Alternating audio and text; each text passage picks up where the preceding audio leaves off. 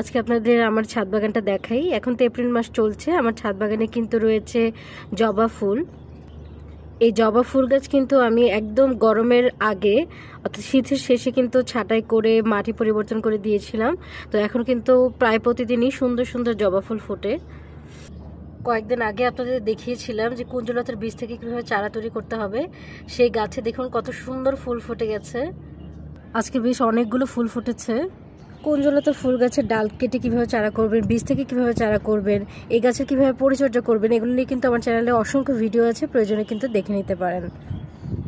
আমার রঙন গাছেও কিন্তু এখন গাছ ভর্তি ফুল আসা শুরু করেছে। এই গাছটাও কিন্তু হচ্ছে আমি ঠিক শীতের শেষে অর্থাৎ গরমের ঠিক আগে আগে কিন্তু ছাঁটাই করে তারপরে মাটি পরিবর্তন করে দিয়েছিলাম। রঙন গাছ নিয়েও কিন্তু আমার চ্যানেলে অনেক ভিডিও আছে, প্রয়োজনে কিন্তু দেখে নিতে পারেন। আমার বাগানের লক্ষ্মী হচ্ছে নয়নতারা। সারা বছর কোনো ফুল থাকুক আর না থাকুক, নয়নতারা সবসময় আমার গাছে থাকে।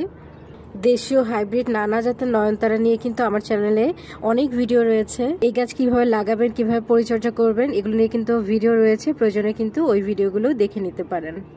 আমার বাগানে কিন্তু বিভিন্ন ধরনের বেলি ফুল আছে, রায় বেলি আছে, সিঙ্গেল পাপড়ির বেলি আছে।